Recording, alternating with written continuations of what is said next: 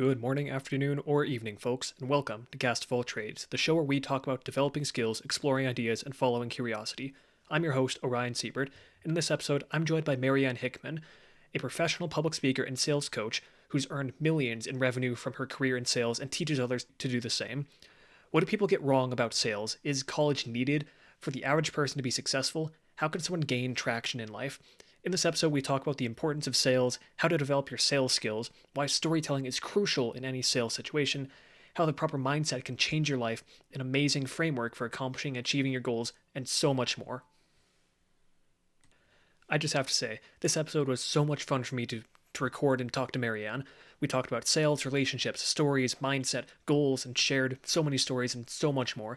I had a wonderful time talking with Marianne, and sadly, we had a few small technical difficulties during the recording of the episode. I tried my best to edit those out without losing any of the content, so hopefully it comes out as good as I was hoping. Either way, this episode was so much fun for me to record, and I hope you enjoy it just as much as we did. Also, coming up, I have more interviews with a wide range of experts, everything from writers to inventors, so you're not going to want to miss out. So make sure to subscribe to the show. I think that about covers it. So, without further ado, let me introduce Marianne Hickman.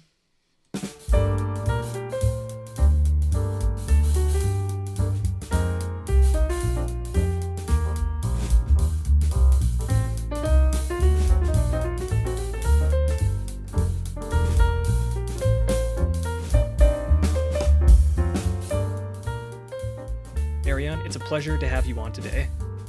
Thank you so much, Orion. It's an honor to be here, honestly. So, first things first, I would love to hear your story about what it is you do. Doing some research and preparing for this, I saw you have quite the extensive background. Everything from college dropout, mother of who knows how many kids now, photography, sales. Tell me about yourself. What do you do? Oh, yeah, that's a good question. Very loaded, obviously, right? Mm-hmm. So I'm a mom of six, first and foremost. That is what I believe to be the most noble and highest calling, and that comes first every single day. I Um, deeply respect that. I think that's awesome. Not enough people realize just how important good parents are. I appreciate that. And it's not easy. And there have been days where I've cried myself to sleep because I felt like a failure as a mother, but my kids are always there to reassure me that I'm doing okay. So I must be doing something right. Mm-hmm. So that's my first and foremost is my family. But yeah, so professionally, I love helping entrepreneurs, especially parents, because I relate to that, who feel like they're drowning in business, who feel like there's the financial revenue is burning in their lungs and they're not quite sure how to tap into that. And so my background comes from a lot of different areas. I call myself a serial entrepreneur. Mm-hmm. And I started when I was like 5, 6 years old, and my mom taught me how to make money. And she said, if you take a trash bag and you walk around door to door and you ask people for their aluminum cans, they'll give them to you. Okay, so then I take those cans to the grocery store, I trade them in for money, and that's how I started, doing work on my own. And I sold everything, starting from garbage, literal garbage, back to the manufacturers, and I've sold real estate packages, and I've sold from the front of the room, and I've sold, helped my kids with their candy bar sales, and I've sold, and you name it, almost legally, morally, and ethically. I've probably helped sell Important to it. put that disclaimer there. And then I worked for a company, and at the time, their sales average revenue per week was about $30,000. And when I took over that sales floor, we took it to, within 3 months, to $100,000 a week. And then within 2 years, we took it to $300,000 a week. So we 10x them, sold millions and millions of dollars. But my favorite thing to do, other than of course being a mom, is to jump up on stage and help audiences, whether that's a digital stage or a physical stage. It's my favorite thing to do, to work out and do transformational events and help people from the front of the room, because that's where so much magic happens. Mm-hmm. I have not had the experience of going to any of these big events I always hear about from different people, but one day, maybe, we'll see. I'm not that big on huge crowds, but we'll see if I can make it out to one eventually. That's okay. You can stand in the back and take a flavor from there. Fair enough. I was going to ask what makes you so qualified to talk about sales and mindset, but I feel like you just laid it out there of, yeah, this is what I do, and you own it. So that's, Absolutely. Yeah. I'm at $52 million in sales so far, and we do another million about every quarter. wow. So there's one question I have that hangs above everything else that I think people really need to consider before diving into almost anything. And that's, what does success look like? And for you, what does it mean to live a successful life? That's such a good question, Orion. I love that because if I can get a little personal, Go for it. so my oldest daughter is 17 now, and when we went through, our family went through a divorce. Oh gosh, that was back in 2018. So it's been quite a while now, 6 7 years going on, and during that period of time, it's so one of my biggest hesitations with the divorce is how will this affect my children. Mm-hmm. And at the end of the day, I ultimately decided it would be better for them, but that doesn't come up with its without its hardships. And one of the biggest hardships was this exact question. Because my 17-year-old, at the time she was 13 14, and that's a pivotal time of life to have such a what can be considered disastrous thing happen. And she felt so caught in the middle because her biological father said, obviously we got divorced. We weren't exactly getting along. And she's trying to pick through all these ideas of what is success, what is success. And I remember the moment when I told her, I said, I want success for you. I want you to feel successful.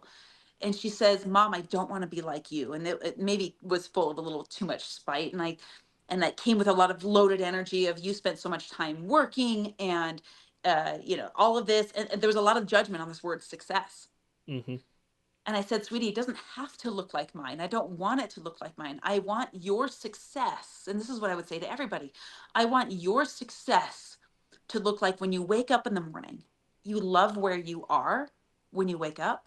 You love who you're next to when you wake up. You love how you spend your time every day, whether that time is returned to you in millions and millions of dollars and you can measure your success that way. I want you to love the body that you're in when you wake up in the morning and you live a life where you don't need to take a vacation from. Mm-hmm. For me, that's success. And for a lot of Hey, different what's up? people, that's measured in different ways, health, financially, religiously, whatever the case may be. But if in the morning you're happy and you go to bed not dreading Monday morning, I think you're living a successful life. Mm-hmm. Just listening to you talk about that, as I was prepping for this, I watched a bit of your YouTube channel. One, great. I love seeing what you're doing with it. I'm reminded of what you call your 6 pillars of life's mastery of faith, family, finance, fitness, friendships, and philanthropy. And I can see that pouring through from you of like these are for you, those are your core elements of success. And listening to your story, I was reminded of another story that I've heard. Like, you've probably heard it as well, but it's a story about a businessman who climbs the corporate ladder, does very well for himself financially, but then one day he comes into a boardroom meeting, and the first thing that comes out of his mouth is, I don't have a relationship with my family. I don't know my son. He doesn't talk to me anymore. And at the end of it, people realize, wait a second, I've been dedicating my entire life to my career, to my finances, and only that I've been climbing this ladder, but I didn't realize what wall I was again leaning against. Ooh, It's important to know what wall the ladder is leaning against when you're climbing it. wow. That just gave me chills. I've never had that visual before. But you just reminded me of that. So that's sort of the foundation I wanted to lay here of what does success look like. And I absolutely agree that we have to define that for ourselves. But I feel like it's especially important given that I asked you to come on today to talk about sales and mindset, where people can get so caught up in just the numbers of they're willing to exchange the hidden metrics of family, relationships, and friends for the observable metric of money, status, and whatever else. But it's important to really lay this foundation of know what it means to be successful. For some people, that will mean that number goes bigger, that number goes up, but maybe not for everyone. It's important to consider that. And even so, even for people who don't consider number go up as their metric of success, why is sales and mindset still so important to them? Now, I love that you asked this. And it's interesting because, I mean, you and I both know this. The word sales just has the sticky factor. Mm-hmm. It's most of the vernacular in the world would think that sales is this ugly tar that's sticky and manipulative and gross. When in reality, and honestly, that's where I came from. I thought that's what it was, Same. used car salesman, all that, right? And that's only a sales pitch. Ask anyone that's successful, or who you would look at and say, okay, they've achieved a certain level of success. How do they feel about sales? Mm-hmm. What I've come to understand is only the people who don't consider themselves successful despise the word sales, because they've sold themselves on the idea. That is their first and probably most important sales pitch, is that they've found it repulsive. And sales and mindset go hand in hand. I was just teaching a class last week, and the foundational building blocks of this word that we keep coming back to, success, there's two cornerstones to it, and it is mindset and sales. Mm-hmm. So we've talked previously, briefly, albeit, but you say that sales and mindset are two of the most important skills. Why is that? It's and that's a good question. This is something we take with us everywhere. Mm-hmm. Everything that we do is a sales pitch. From the moment that you're born, you're pitching.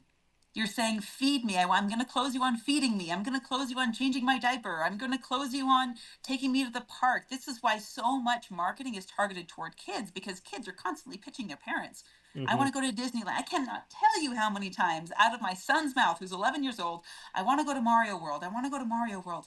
And it's a sales pitch.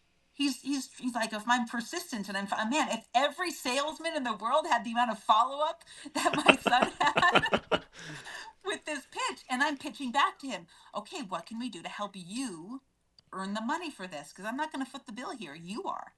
Because I know what it's like for you to be able to pay for something by yourself versus having a handout. Mm-hmm. So this is why sales is so pivotal, because everyone wants something.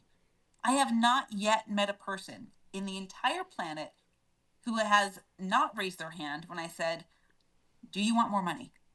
Do you want more connection? Do you want more blah? I haven't met an enlightened, 100% arrived, air quotes, person yet, because one of the top 6 things that we want out of life, Tony Robbins talks about this, is growth. We want to grow. We're inherently people, human beings, that want to grow. And if we want to grow, that means we have to exchange something. And in order to achieve the thing, we have to pitch, we have to invest, we have to sell. Sales is just a transaction. And sometimes the thing that you need to sacrifice, that we as human beings need to sacrifice, is a bad habit. Sometimes it's an exchange of money. I give up something good in order to get something better. Sometimes it's an exchange of behavior. But whatever transaction has to take place, that is a sale. Mm-hmm. I feel like you just touched on many little nuggets of gold there that I want to really draw out a bit more of. One thing that you said that really struck home with me was you want your son to know the joy of earning it himself. Mhm. And that's something that I feel like a lot of people don't realize today, where they might go on social media or they might idolize someone and say, oh, I wish I had this. I wish I had that. They don't wish they had that person's life. Like when people say, I want to be able to golf like Tiger Woods, they don't look back at Tiger Woods' life and say, oh, I want that. Because he golfed every single day for almost his entire life. They don't want to have his sex addiction and his troubles, everything that he had in order to get to where he is. They just want the end result. When they see someone who's worked out every day of their life, who's a professional bodybuilder, and I should know, my brother used to do professional bodybuilding, and he had a body that most people would envy. They would not want to be him. They would not want to go to the gym for hours every single day, eat what he had to eat, do what he had to do to get what he wanted. At the same time, there's another similar idea that you brought up that I'm reminded of. Have you ever heard of gold medalist depression? No, tell me about that. It reminds me of Michael Phelps. I wonder if that's where you're going with it. So it's essentially that when you go to the Olympics, or when an Olympian goes to the Olympics and they get a gold medal, they're number one in the world at something. You'd think that they'd be over the world about it. You'd think they'd be on a massive dopamine high. They'd feel amazing. But what they find is that people are happiest in the act of progress. It's not the destination that makes someone the happiest. And oftentimes, when we get to the thing or get to be number one, and we say, this is the end of the story where I've made it, they don't have a what next.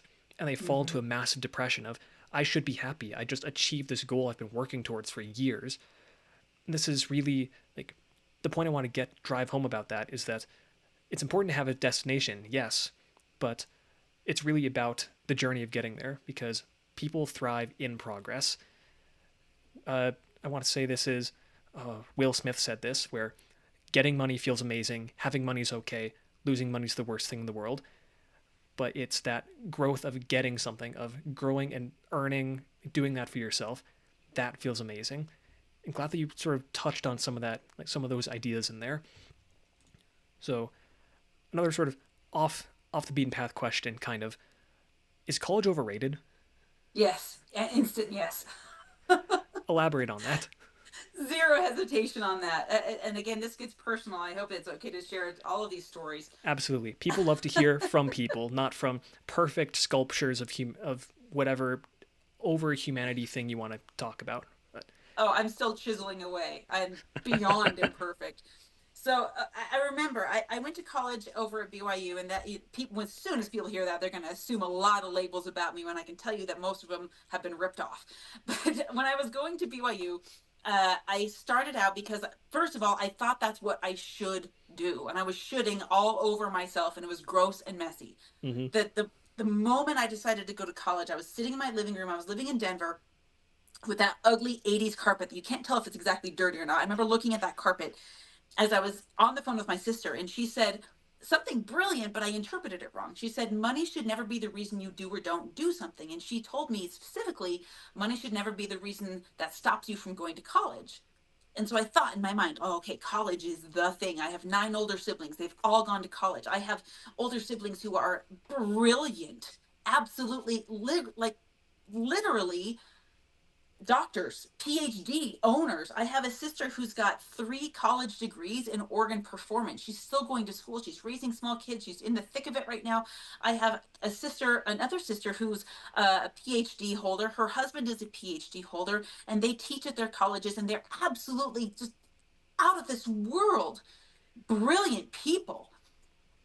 And I don't want to give college the credit because they are the ones that did the brilliance. And at this, but I didn't understand this when I first went to school. I moved out of my home in 2004 and moved here to go to school, and at the same time I'm following the mold. The society says go to school. I didn't qualify for a bunch of scholarships. I got a few Pell Grants and was going to these classes, and I'm starting to watch these uh, the tuition bills pile up, and I have to take all these classes to qualify for the next class and to get the certain degree. And at the same time, I started a photography business because that was what I loved to do, and that's what I felt good doing.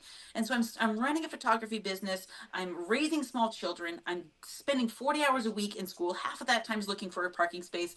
And this whole weight of this started to weigh down on me when I was about to give birth to my first baby, because I was working too. I held a part-time job at a bookstore, and I remember watching the bill. I had to go in and pay my tuition. It was $1,500, which at the time was so much money. It was 3 months worth of income for me. And I looked at what am I getting out of this? In other words, my schedule of classes. And I'm thinking, okay, American Heritage, I'm paying $500 to take this class and fail it. So I have to take it again. And then I'm taking my art history class because I have to have an art history class in order to get my BFA in photography. Listen, I don't care about Renaissance paintings. I love them. I have an appreciation for them, but I don't care who painted it. It's mm-hmm, pretty. I like it. Okay. That's for somebody else to know. And I'm looking at, and I didn't understand the concept at the time of ROI, return on investment, but I started to feel it. mm-hmm, And like, I can't explain gravity, but I understand what it feels like.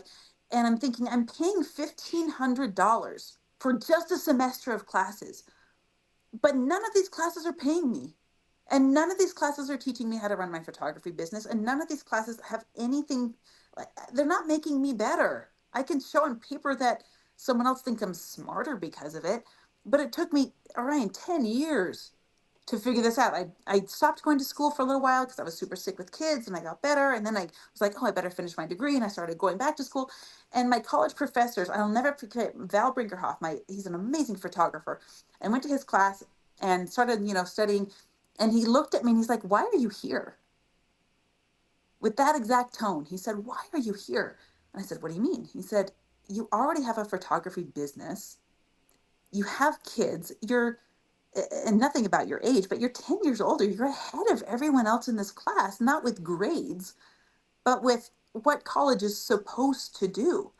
And then I started asking more questions around this. And I started asking my professors, and I was like, well, forgive me for asking, but how much do you make as a professor? And the number they gave me was not anywhere near the number that I wanted to be making, Mm-hmm. was not anywhere near my financial measuring stick for success. And I thought, oh my gosh. And I started to pull my head out of the sand. I looked around and I thought, oh my gosh, they can't teach me. They can't teach me how to make what I want to make. My siblings haven't made it to the point where I want to make it. God, I love them and they're experiencing success, but forgive me, but I'm hungrier than that.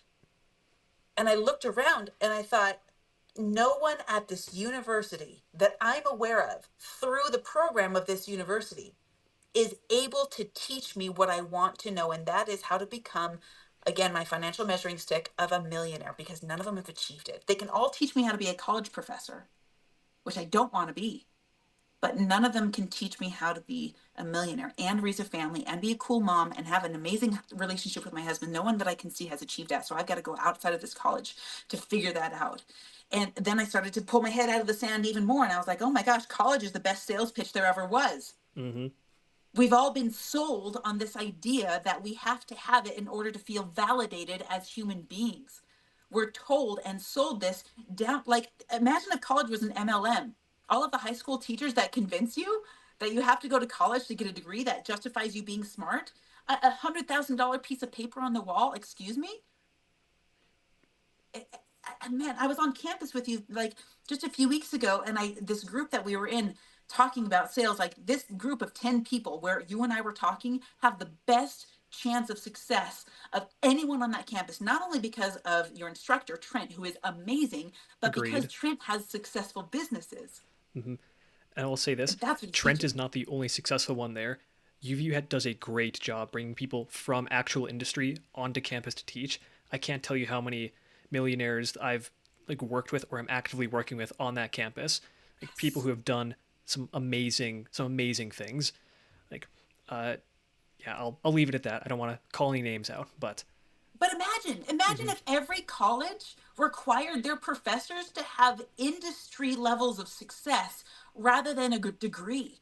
mm-hmm, Because you, Ryan, you figure this out. You're surrounding yourself with greatness. You're surrounding yourself with people who have the results that you want. And that's the point. Whether you do, and it's not to say that I want to put a blanket label on college. I want the person that's operating on me to have the A in the operating theater that's required, mm-hmm. but that experience comes from the operating theater, not from some classroom. So the whole idea of college is forget whether it's inside or outside the classroom walls, but are you surrounding yourself with greatness? And that's the question. Absolutely, I would agree with that. We talked about briefly this idea of the 5 people you surround yourself with the most, which I think is a great idea. But I want to expand that out a little bit more because personally, I'm more of a hermit. I don't talk to many people. When you asked us to write out 5 people we hang out with on a regular basis, I had trouble coming up with 4 people Yeah. because I'm definitely more of a hermit. But adding onto that list, what about the people we shove in our ears every day?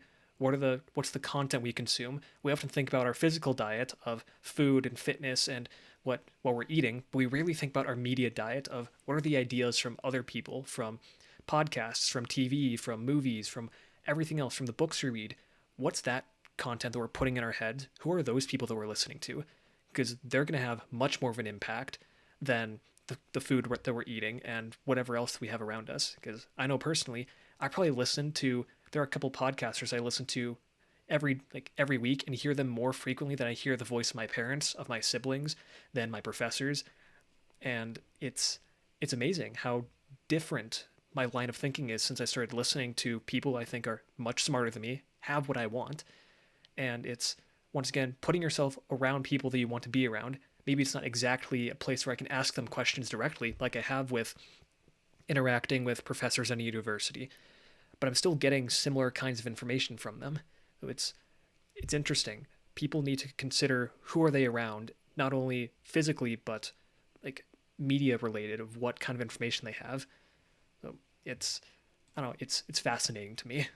Well, and I completely agree with you because you're right. Some people spend more extroverted time physically in the space of others than more introverted people who spend digital time with other people.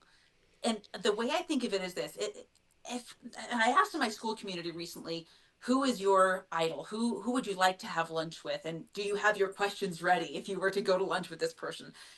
I'll forgive that tangent and let that sit aside. But to back to your point of digitally spending time with someone, if I were to ask to spend time with Tony Robbins, the probably the biggest thought leader that the world knows right now, Mm-hmm. and if I were to say, okay, if I had lunch with Tony Robbins, what would I want to know? Did I listen to his podcasts? Did I watch his YouTube videos? Did I watch his documentaries? And would I be able to ask him anything that wasn't shared in that? And the point of this is, if you want to spend your time with someone and you're waiting to do it in person over lunch, then you're using your time incorrectly, because you can spend time with people digitally. If you sat down with whoever you want to sit down with, I'm going to use Tony Robbins as again as an example, and you asked him a question, there's a good chance that he would repeat something he has already said in a YouTube video or a podcast or a book. And you have the opportunity with amazing influencers, and not just influencers, but people that you idolize and look up to. If they've published any content, I almost feel like it's your responsibility to consume it if you want to use their time, because they've already multiplied their time and given it to you. Mm-hmm. Yeah, absolutely. And I think it's interesting that you bring that up because I know personally when I think about the people that I listen to, I think what would I ask them if I were to sit down with them for for lunch to have time to one-on-one ask them questions. And I think about it and I'm realizing, well, I don't know because every question I've ever had about you, I feel like I've heard answers from it from the hundreds of thousands of hours that you've put out into the world. So we've definitely gone on to a tangent of who you're around, your network, and all that, which is definitely very important when it comes to building up financial success. But let's bring this back to sales for a bit.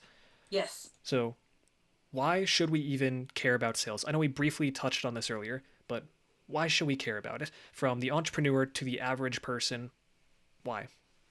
Well, it really boils down to this: if there's something that you have, or something that you want rather that you don't have, you should care about sales. Elaborate on that. Okay, well, let's use an example. So I have this dream, and I have gone to this place in my mind so many times. That it is a plantation style retreat center in Georgia that I've never physically set foot on, but I've been there a million times in my mind. Mm-hmm.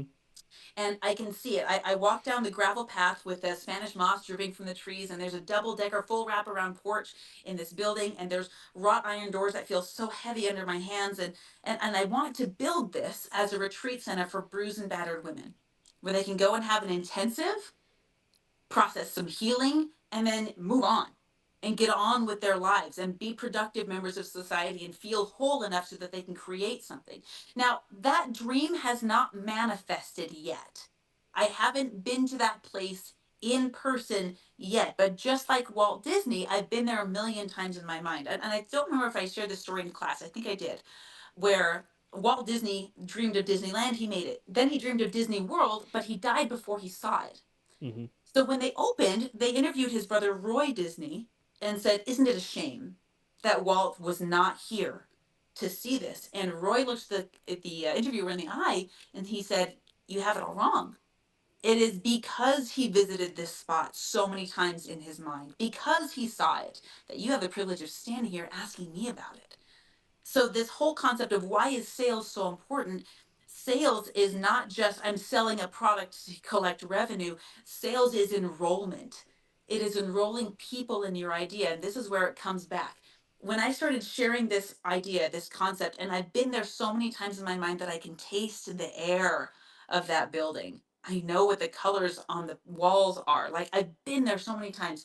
I was describing this retreat center to a friend of mine, and we were driving around, and this is a friend of mine who has achieved an astronomical level of success. They're one of the few people that are billionaires on the planet. That number is increasing, but this is a friend of mine who I was mentoring. And as I was describing this to her, and I was so full of passion with it, just like you're seeing here, she looked at me and she said, "You're not going to believe this, and I hope it's okay, but I've actually built something very similar to this in New York, and we're about to open it up, and I would love to have you come lead a women's retreat there." That was a sales conversation. And the best sales conversations don't feel like sales conversations. What you're doing is enrolling people in their own vision. And the only reason that this amazing friend of mine said that to me is because her vision that she wanted was in alignment with my vision and what I wanted. Mm-hmm. She found a win in my dream. Pace Morby said this: dream big enough that other people's dreams can live inside yours. And that was a sales, or in other words, enrollment conversation where I hit the fast forward button. I know how much that retreat center I want is going to take to build. I know I need $6.6 million at a return percent of 10% to build that thing sustainably. But I just shortcutted the whole thing. Turns out I didn't need $6.6 million. I just needed to find the right whose dream aligned with mine.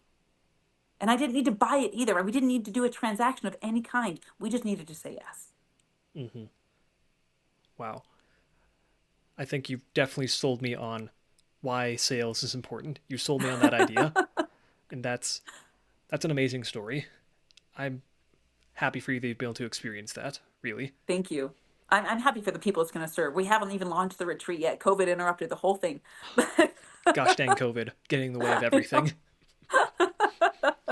Literally, yeah. Mm-hmm. But Ryan, those conversations happen over and over and over again in my world.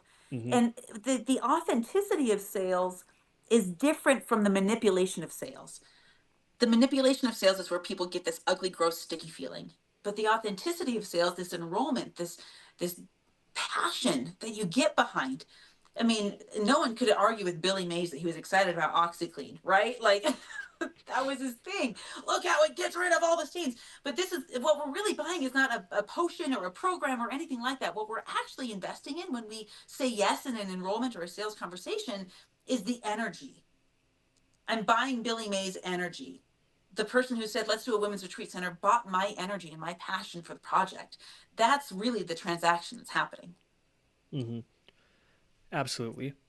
So you're talking about that we have these sales conversations basically every day. Every Mhm. conversation is essentially a sales conversation.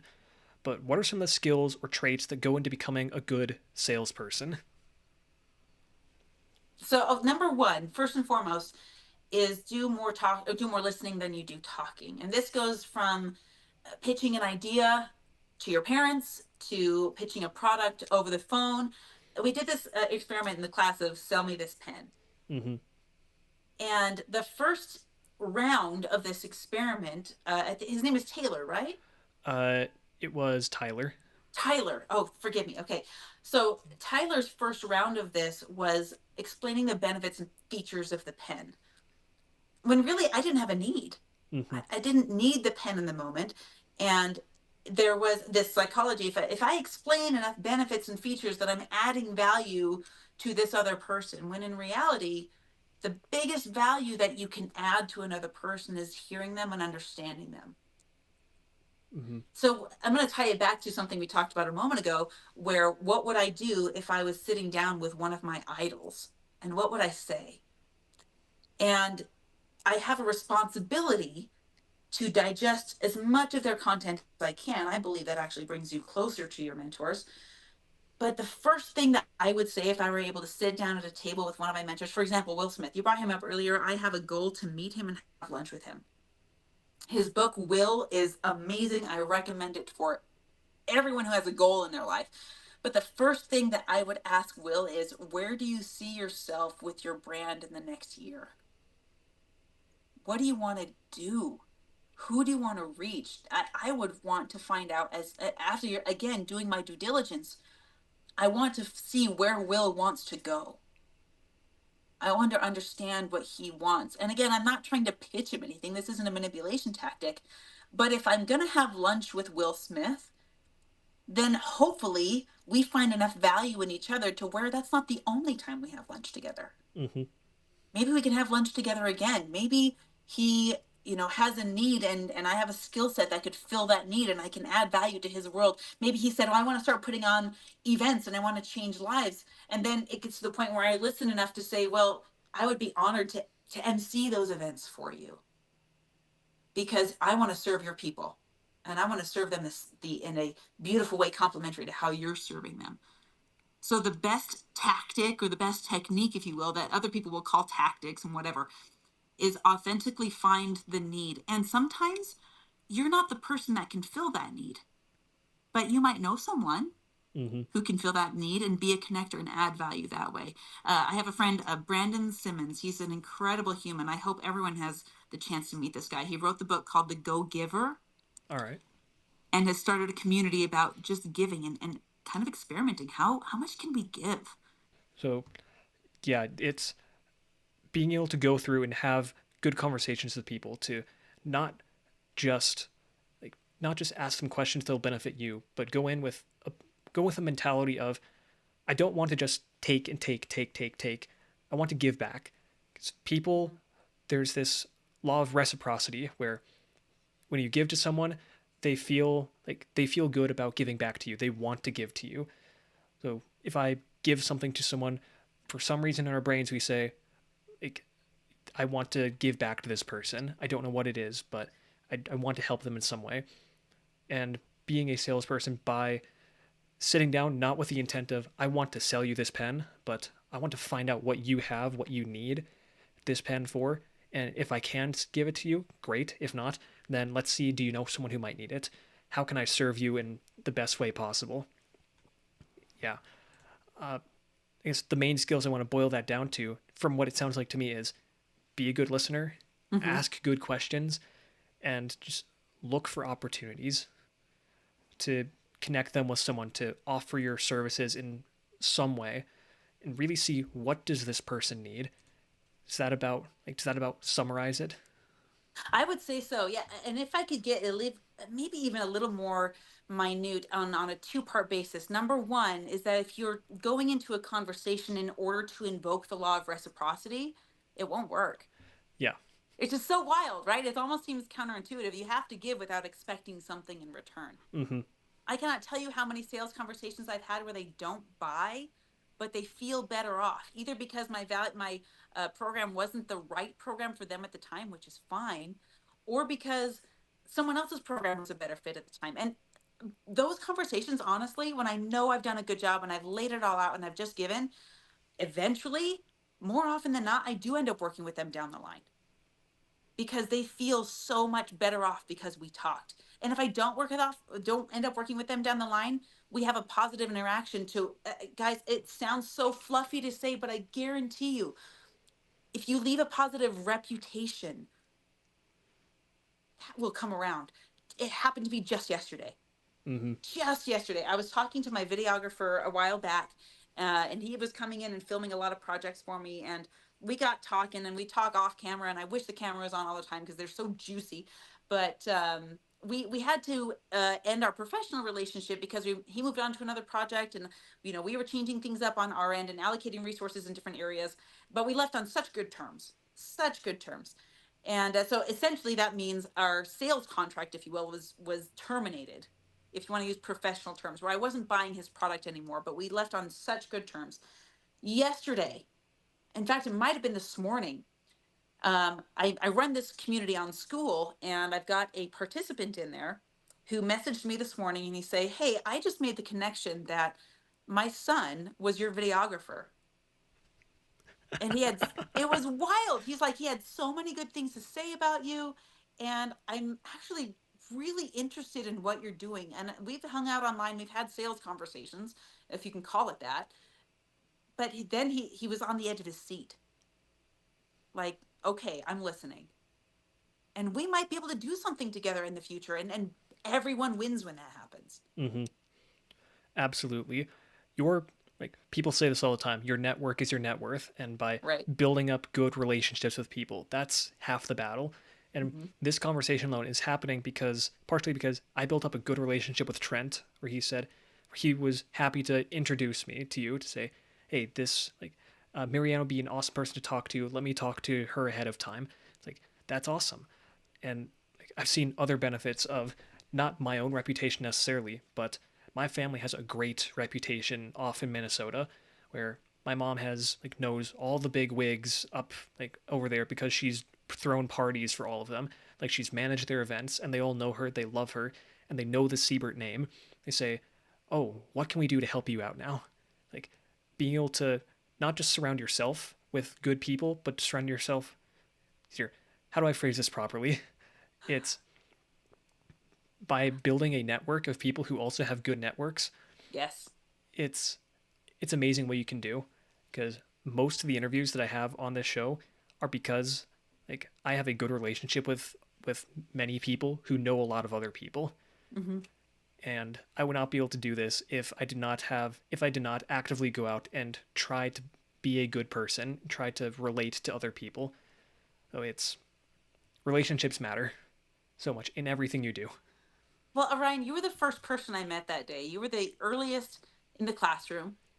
And I mean, I was just so impressed with how you stuck out in that group of people. You broke the mold in a really beautiful way. And everyone in that room was wonderful. I had the chance to shake everyone's hand and learn everybody's names. But when we were able to connect before class, that meant the world to me. And that left such a beautiful impression to the point where, like, I talked to Trent afterwards and I was like, dude, like, what's with Orion? He's got bigger things going. And he's like, Trent's like, oh my gosh. So we talk like for 1 or 2 hours after class every single day. And there's so much, gosh, people are just on the edge of their seats waiting for you to win. And they're cheering for you.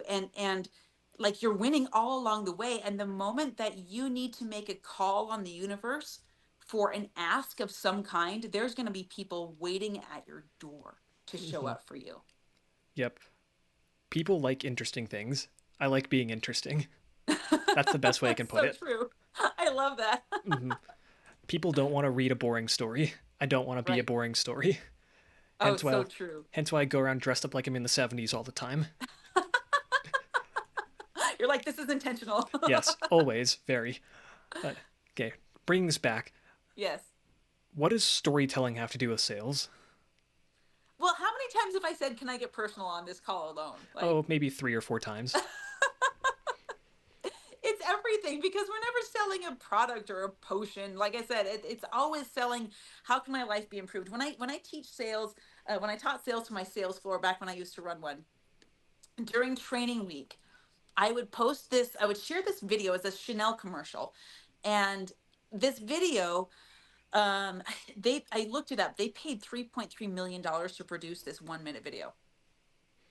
And this is the one where Inception, Mall from Inception, she's the actress in this commercial, and there's some dude that I don't recognize, but they're both dressed up in this very French outfit, and then suddenly they're transported to the moon that's really like gold glitter, and there's this beautiful song, and it's playing, and they're dancing, and they're like these expressions.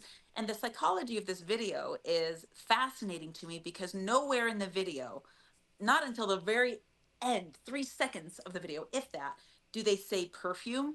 They don't say any words at all. They don't pitch the perfume. They don't tell how great the perfume is. What they're doing is planting emotion and pulling that out. What they're selling is not a perfume. They're selling sensuality. They're selling glamour. They're selling a posh feeling. They're selling existentialism. What they're doing is selling a feeling, and they've made an energetic deposit of that feeling into the viewer before the viewer has purchased the product. First, they say, So, this could be you. You picture yourself exactly, as that person. They're selling you the story of, you want to be like these people. You want to be glittering and dancing on the moon. Who doesn't? exactly, right? Okay, yeah. So the story is everything. The story is what sells. When I teach public speaking, the story encompasses the entire presentation. No one cares about your content. Mm-hmm. They only care how they're going to be better off. And that's the difference between informational speaking and transformational speaking. This is why Trent has you watch a movie for the first 15 minutes of every single class, because there's a story to be told. Mm-hmm. Actually, we just finished up. Uh, this is totally derailing stuff. We just finished up watching Cool Runnings and talking about the Jamaican bobsled team making it to the Olympics, and we just finished that up before the week before spring break, where I'm doing this massive rush of interviews. It was the first time I went up there to tell the story of what happened, and so I play Dungeons and Dragons. I do a lot of storytelling, probably more than the average person. Oh, It was yeah. it was so fun to be able to get up there and go through the motions and like try to bring more emotion into it. And absolutely, there's so much in storytelling. Humans are storytelling animals. I like to say that I'm like a crack addict where I need to get my hit of storytelling. I need a good story every once in a while, otherwise I'm going through withdrawals.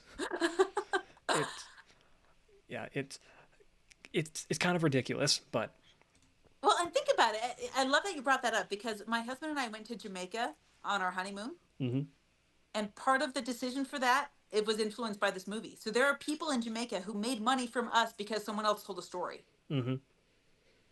By the way, when we're at the end of this podcast, I've got to introduce you to a friend of mine who also runs a D&D group, and he used to be on my sales floor. He might be a really great co-host or come onto your podcast because he is just you're gonna love him when you meet him. I really think so. So I'll make an introduction when we're done. Okay, put a pin in that. Yeah. So coming back to sales, um, something I want to talk a bit about is so my show. I like to talk about skills development, develop like mostly skills development, following curiosity, exploring ideas. As part of that, I like to go through and try to build frameworks for people to start developing certain skills. And first off, I want to dig a bit more into how can people start developing their sales skills. Like as I've been going through this sales class that you came and spoke to, we've been going through a couple different frameworks that are kind of interesting, and maybe it'll be good to go through some of those, or just what will be a good baseline of how can we start listeners to get them down the path of how can they improve their sales skills. Well, there's a couple of things that you can only read about swimming so much before you have to develop the skill, and that can only be done by being pushed in the pool. So I learned to swim first, by I would getting chucked into the deep end and almost drowning, but it worked. you learn. Mm-hmm. First, listen to podcasts like this. Find as many podcasts as you can and absorb everything that put it in your head first of all. But the where people got best at sales when I was leading my sales for the best place for them to improve was through practice, this role play or being pushed in the pool. In other words, if you have a classroom where people can do role plays, you can share your sales calls that you've done, get critiqued. I call it the pressure cooker because it is one of the toughest, most vulnerable, excruciating places to be because you're getting your wording nitpicked, you're getting your tonality nitpicked, you're getting your body language nitpicked, and you are laid bare for all the critique in the world.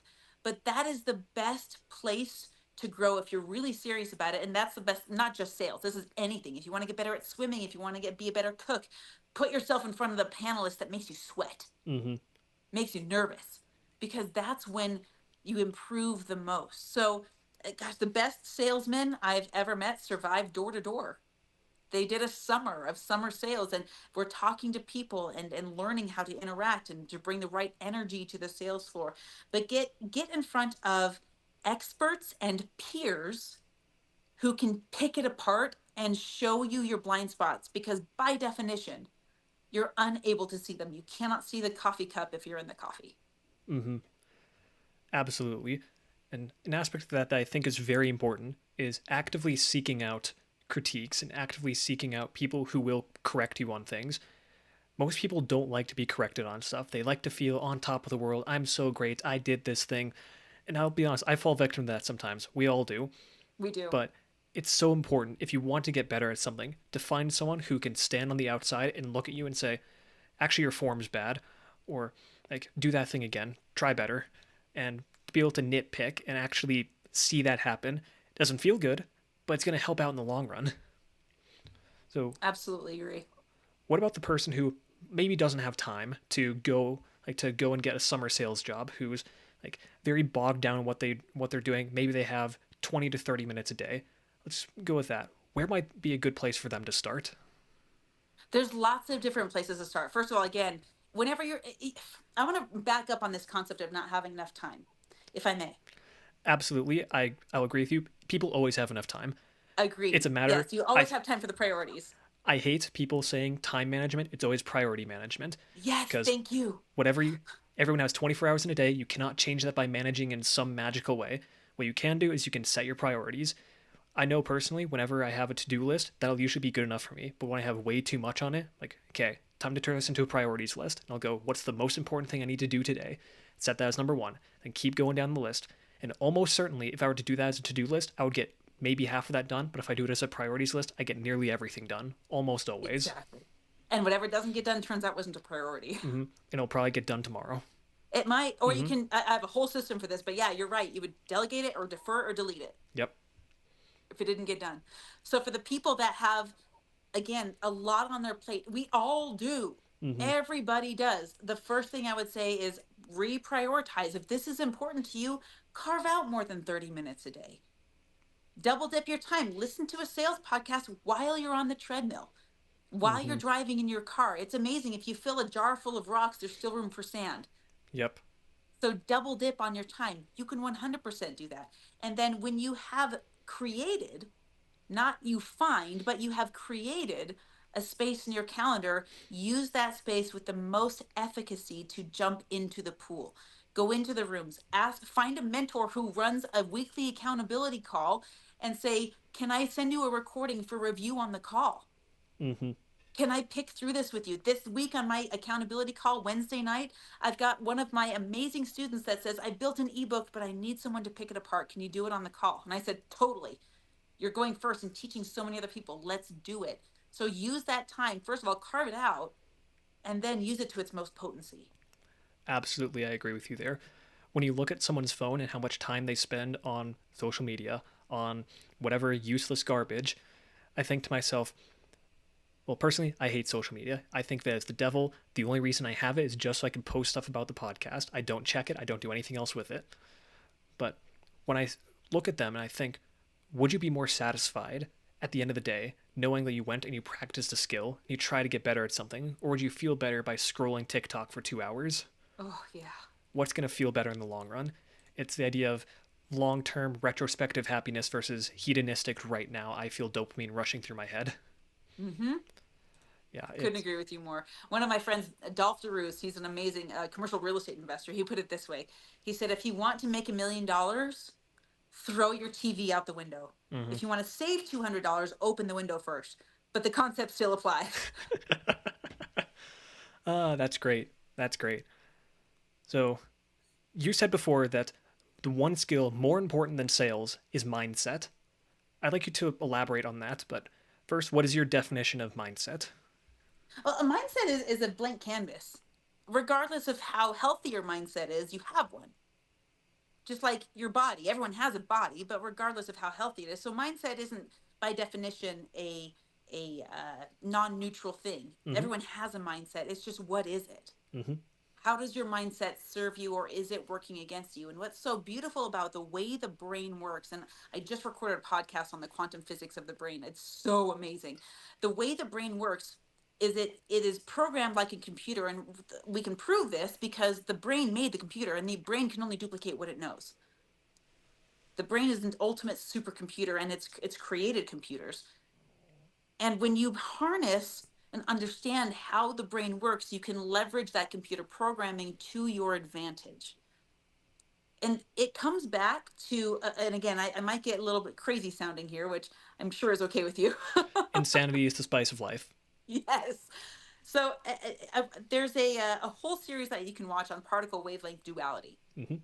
with how light works and how light functions. Our creative matter in our brain, our neural pathways that feed electrons back and forth function the same way.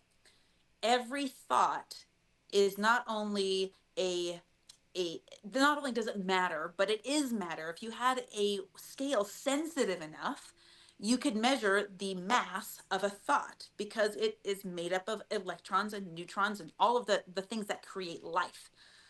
So when you think about mindset and think about how wavelengths work, when you have a thought, it puts out a wavelength just like a Wi-Fi router would put out a Wi-Fi signal.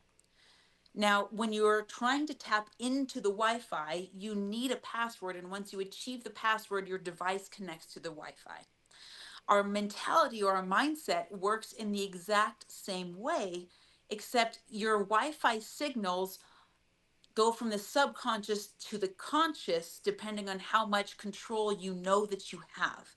For example, if you've ever said to yourself, man, I knew that was going to happen. Well, of course you did. You helped create it. I knew that was going to happen with a level of derision or upset. Well, yeah, of course you knew that was going to happen. There was a wavelength in your brain that literally attracted that, just like one tuning fork causes the other tuning fork to vibrate if they're attuned to the same frequency. Resonance. Exactly. Exactly. And this is science you can look up and watch. It's not just the woo woo crazy stuff. Mm-hmm. So when you're resonating with the results that you don't want, there's good news and bad news. The perception of the bad news is that, well, guess what? It's your fault. You're the common denominator here. But guess what? That's also the good news. Because if it is your quote unquote fault, I prefer the term responsibility, then you have the ability to change it. If there's results in my life that I don't like, I'm the common denominator. Ergo, I'm pulling the levers, which means I just get to pull a different lever. And I need to get in vibrational frequency, in wavelengths, in tune. That's whoever, whatever, millennials now, whatever common group of people, they call Hell it if I know. vibing, right? I It's stopped paying vibing. attention to that. Me neither. Hmm. But if you're vibing on the same wavelength, that means you're attracting it to you. I'll give it a real world example of this. I was married for 13 years to someone that I ended up stopping being married to because our vibrational frequencies were so different. Hmm. He wanted different things than me. And once I made peace with that, we were able to create different relationships that worked better for each of us under a separation. If there's a person that is not, how can I get more concrete with this? Okay, let's talk about your body. It's a really easy measuring stick Hmm. for results, right? You talked about your brother who's a bodybuilder. Yep. He vibes on the wavelength of caring for his body, healthy eating, positive self-talk. He pushes himself at the gym because your mind wears out on a different rate than your body does, right? Your body's going to give up long before your mind does if you have a positive mindset, or in a mindset rather in alignment with your goals. If you don't achieve your goals, then your mindset just needs to be reprogrammed on the wavelength. Now that's easier said than done, Hmm. way easier said than done. But the breakthrough that we did in your class today exposes that. There's so many operating systems that could be working against us that we're not even aware of unless we have someone on the outside take a look. Hmm. Absolutely. The the mind is fascinating. It's one of my favorite topics to dig into. I love learning about the psychology, the biology behind it, how everything works. Oh, me And too. it's like what you were talking about. The brain is very similar to a computer. It's the world's most efficient computer that we know of. It's a pound of a 5 pound block of meat that runs on 5 watts of energy. That's somehow more powerful than the world's best supercomputers that we have currently. Yeah. It's like just thinking about that is amazing. At the same time, it's the most fickle thing I can I can think of. Like when things are going great, things are great. When things are bad, they're the worst thing in the world. And trying to get into the right feedback loop. I think that's the word I'm looking for. Where I know many people who like they can do some great things if they could change their mindset, they could be absolutely beasts in this world. But they're in such a negative feedback loop that trying to break through that, God, it's so difficult. Hmm. Like trying to just seeing them go through that. Like, and I know personally I've been through some of those. I call them nihilistic death spirals. Every couple of months, it's just continuously thinking, just going down, down, down, wandering Hmm. the depths of the abyss, not knowing what am I gonna do now. Like I've seen that. It sucks, but also crawling back out of that. It's like okay, I've seen how worse it can go. What's the highest it can get to? Right. Now it's a matter of how can you get into those positive feedback loops. So I guess thinking about that, what might be some ways to help someone try to break out of that negative feedback loop or the bad mindsets that they might be stuck in.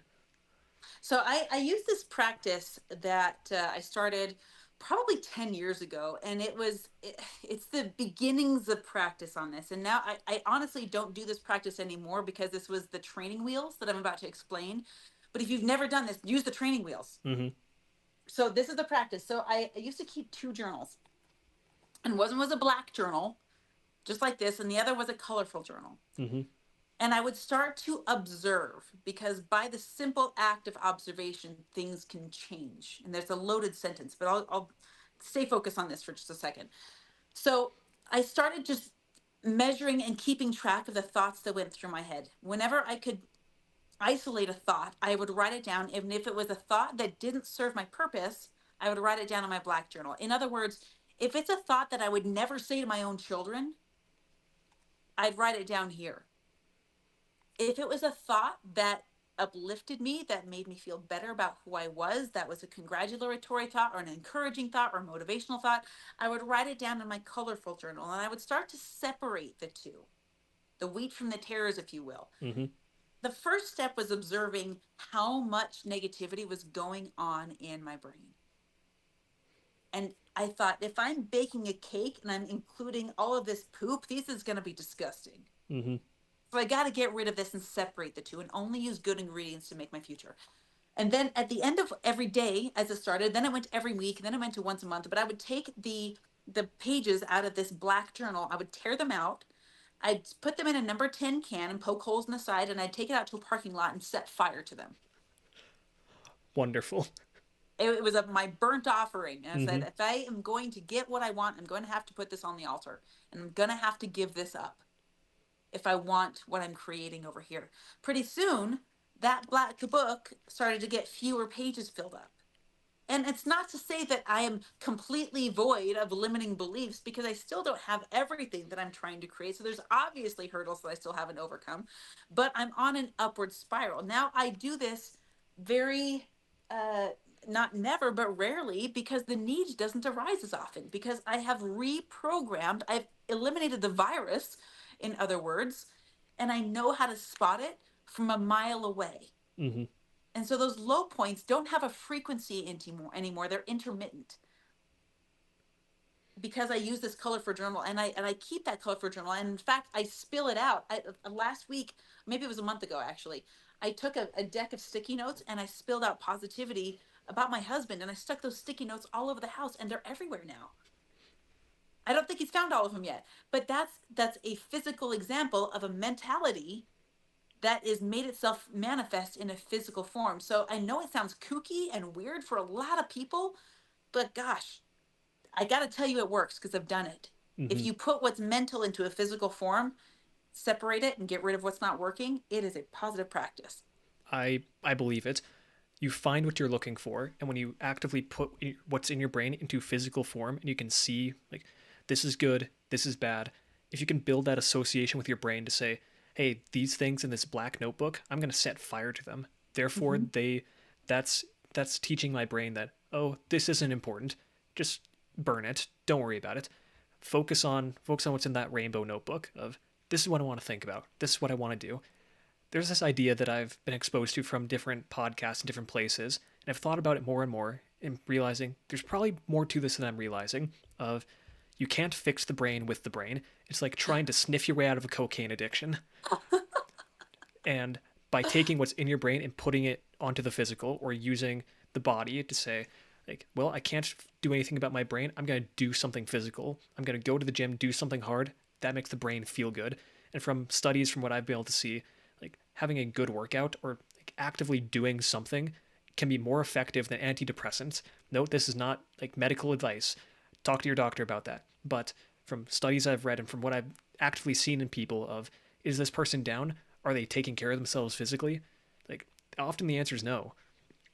If you can change that to say, can they take care of themselves physically and do something hard and accomplish that? That's an instant dopamine hit of, wow, you did something hard and it feels good, like you accomplished something.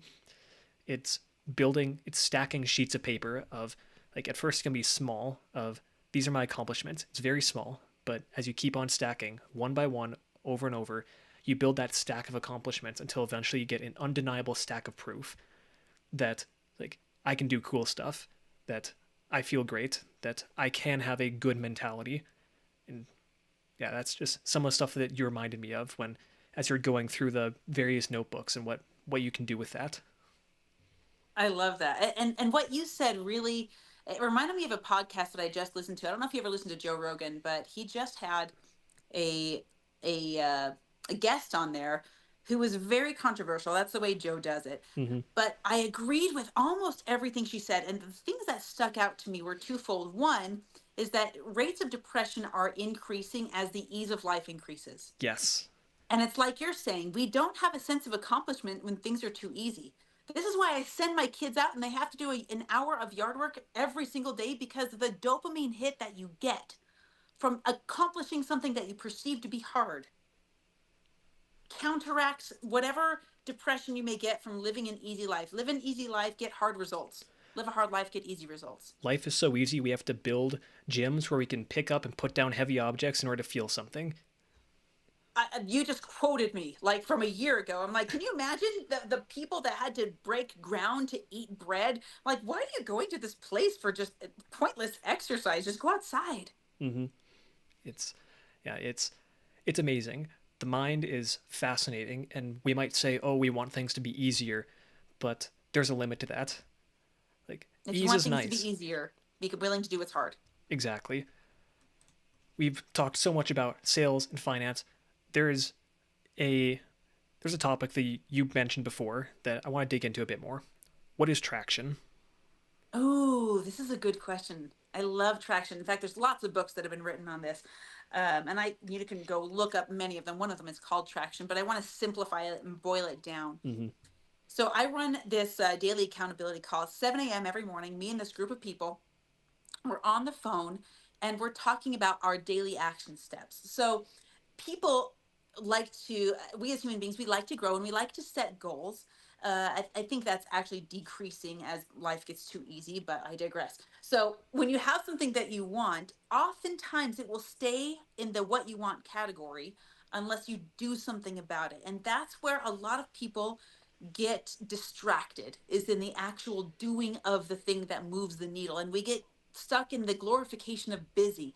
And so what we do is I train them. I say, okay, take your year goal. Now we're going to break that down into 4 sections, and we're going to call those quarters of this goal. Then we're going to break that down into 3 sections, and that's what you need to do every month. And they're going to break that down into 4 sections ish and call that every week. And then we're going to break that down into 5 things, 5 doable things that you can do Monday through Friday, bonus Friday, Saturday, and Sunday. But we meet every single day, Monday through Friday at 7 a.m. And all we do on this call, it's 15 minutes, is we say, did you do the thing that you knew you needed to do in order to get to the end of the week? Because by doing that, we get to the end of the month. And by doing that, the quarter and then the year. And pretty soon, what you wanted fast forwards to you because you thought it would take a year. And it actually takes 12 weeks. I got so many examples of this. There's a lady that started my program 12 weeks ago. And she's like, someday I want to speak on stage. Well, here we are 12 weeks into our accountability calls where it's just small steps every day. She's got the event on the calendar. She's got a full lineup of 7 speakers. She's got the playbook planned out. She's planning. She's selling tickets to this thing. And all it took was small action steps every day. I've got Mm-hmm. a lady that's dropped 15 pounds. I've got someone that's writing, 2 people that have written their ebooks and are starting to sell on stage. Like it is crazy what happens. And when you define traction, it means I accomplished the thing that I knew I needed to do. It's the priorities conversation back again. I made it a priority and I did it. And now, only because I did the first step, can I have the second and the third and the 50th. Mm-hmm. Absolutely. I recently did a solo episode. I guess it won't be recent when this goes out, but it'll probably be a couple months back now, about this exact topic of breaking down your goals of how do you actually do what you want. And I find that most people, they get stuck with two things. They're either stuck with the analysis phase where they don't set a deadline. They say, oh, I'll start once I finish this book, once I watch Oh, one more YouTube video, or once this happens. But then they'll move the goalposts and say, I don't know enough yet. Let's keep learning. And they'll keep on telling people, oh, I'm going to do this thing. And it feels good because in their brain, telling people that they're going to do the thing is synonymous with actually doing the thing. yeah. And they think they're making progress by researching day after day after day. But again, that's just their brain telling them, ooh, you're learning stuff. That feels good, even if they're just rehashing the same information over and over again. Some of the best advice that I've ever gotten about doing a thing. This is long after I've started. So I have a weird history with like how I just suddenly started doing a bunch of random things. I'll talk about that later. But some of the best advice I ever got was set a deadline for your research. Say, no matter what, hell or high water, I don't, if whether I know everything I need to know or not, I'm starting this day and I have to do an actionable, like tactical thing this day. And once that day comes, if you don't do an actionable or tactical thing, drop the thing because you didn't care about it enough anyways. And I it's love that. it's sad, but it's true. If you don't, like, if you promise yourself you're gonna do the thing and you don't do it, you clearly don't care about yourself enough to go and do it. It's true. And I'm glad you brought that up because that is such an erosion of personal integrity. Hmm. And your brain is learning that it can't trust yourself. Would you be friends with someone who broke as many promises as you broke with yourself? Ooh, time to reevaluate. Hmm. I know personally, like, I need to work on this still. Absolutely. Everyone does. But think about all the promises you tell yourself of, oh, I'll just sleep in for 5 more minutes. Just 5 more minutes. I could do that later today. Like, there are some things this year that I said I'm going to do better about it. I've done better at most of them, not everything, but Hmm. take it one step at a time. It's yeah. I'll leave it at that. Just Uh, we could do a prioritize. whole other episode on that. Yeah, prioritize. Make promises to yourself and actually uphold those promises. And part of that is that. Uh, why can't I remember what it's called now? The calls that you do every morning. Oh, the accountability calls. Thank you. Accountability. That's one of the best tools you can possibly have to accomplish anything because this goes beyond just I'm saying I'm going to do this thing. It's having a specific task of saying I'm going to do this very specific thing that's going to move the needle. It might be Hmm. very slight, but I'll see that needle move. And having someone to check in on you to say, "Did you actually do that thing, or are you lying to me?" Yep. Mm-hmm.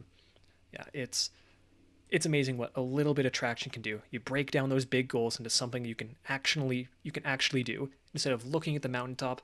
Look at the trail ahead of you.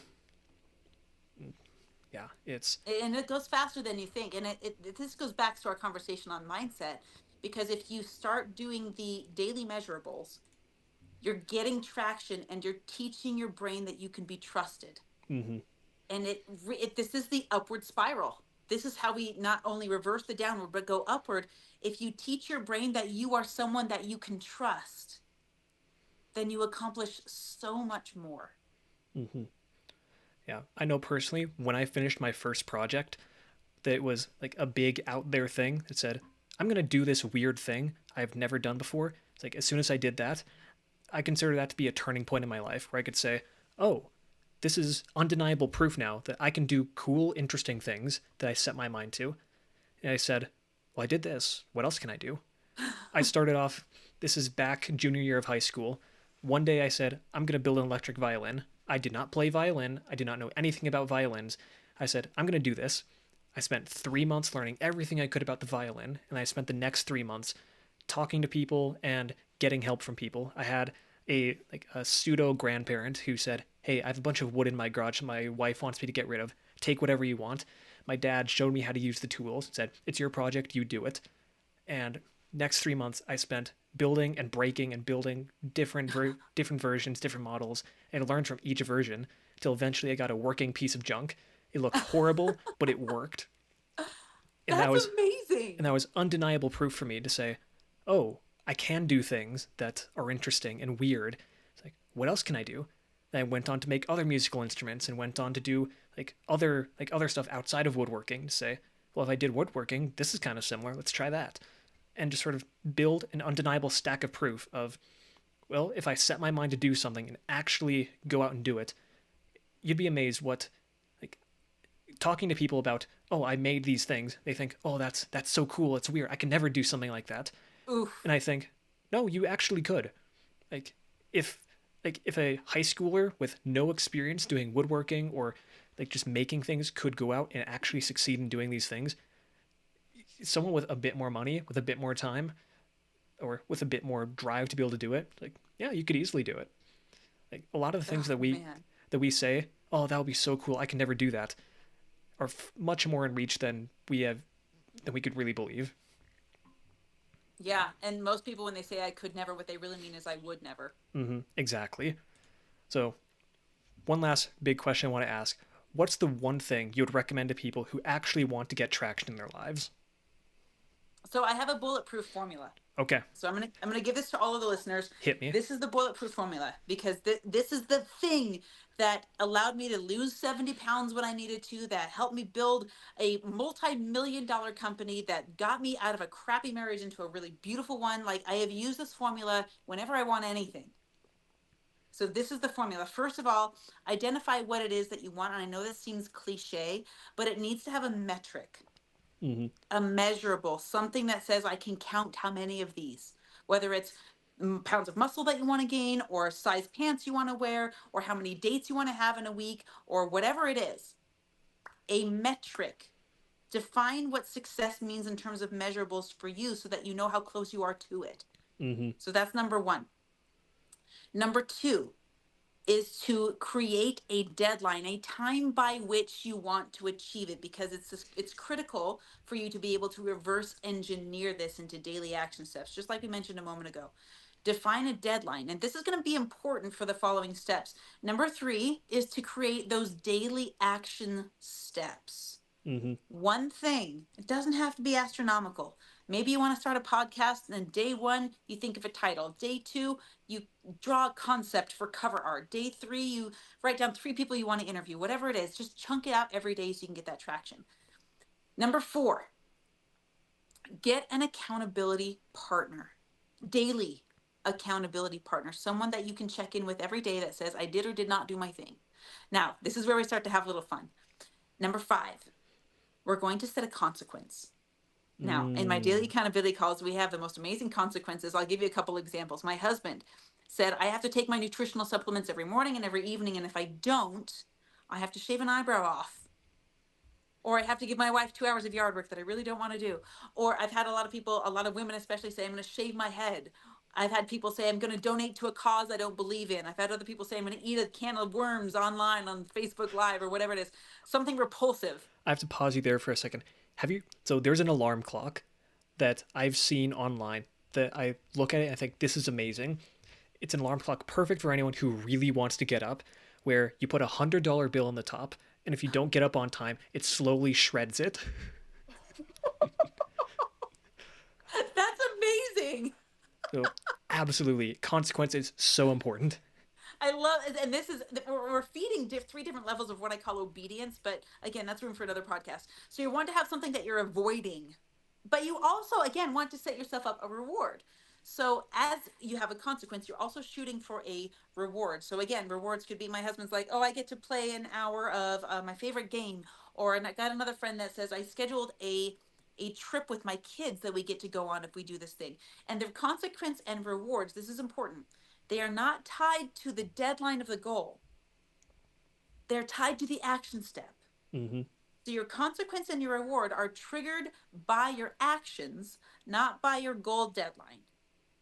So at the end of every week, there's a goal post that says I get a consequence or reward based on, did I do what I knew I needed to do every single day this week? If I missed a day, then I trigger the consequence. If I keep it all, I get the reward. And again, it's not tied to the goal, because you might get your goal, but maybe a week after you initially planned. That's okay.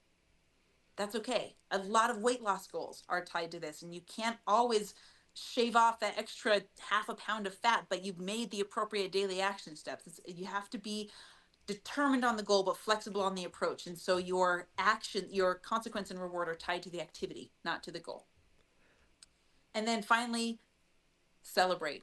Celebrate when you get there, and keep your integrity on point with your actions and your consequences and your rewards. That's the formula. This formula works as long as you use all the ingredients. What I think is so amazing is that the formula you just laid out is almost exactly the same as the formula that I talk about in How to Learn New Skills.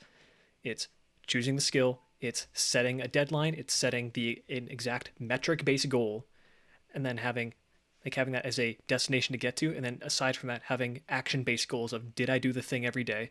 It's Uh-huh. having a fear and a motivation, something to run from and something to run towards. It's like the only thing in here that I did not have that you did is having an accountability partner. And the only reason I didn't have that in there is because, I don't know, I just didn't think of it. Well, and It's, that's so crazy, because your formula of learning a new skill, that's all this is. mm-hmm. Getting this goal is just learning a new skill. That's the journey that we talked about at the very beginning. It's learning the new skill of making $1 million, or learning the skill of being healthy, or whatever it is. It's not just achieving a goal, it is learning the skill. They're the same thing. Mm-hmm. Yeah, it's amazing. Marianne, it's been an absolute pleasure talking to you today. I feel like we could have just an endless conversation about who knows what. But if someone wants to get started, learn more, connect with you, where should they go next? There's lots of places you can go. MarianneHickman.com has links to all of my social media. So if you're on Instagram or LinkedIn or X or wherever you, Apple Podcasts, wherever you hang out, I am. So if you go to MarianneHickman.com, you can find me there. I also, Ryan, I don't know if it's okay with your listeners, but I do Shoot. have a free giveaway for everyone that is listening to this if they want it. And it's my step-by-step guide, and it's got this bulletproof action plan right at the end of the ebook. And I'll send you a link if you'd like, and you can send that to everybody. Yep, already got the link. I'll put that down in the description. But Beautiful. like I said, it's been an absolute pleasure talking to you today, and thanks for coming on. Awesome. Thank you, Orion, for having me. If you enjoyed this episode, then please share with a friend you think would like it, or share it on social media. It would absolutely mean the world to me, and it helps the podcast grow so much. With all that said, thanks for listening. I greatly appreciate it, and I'll talk to you all later.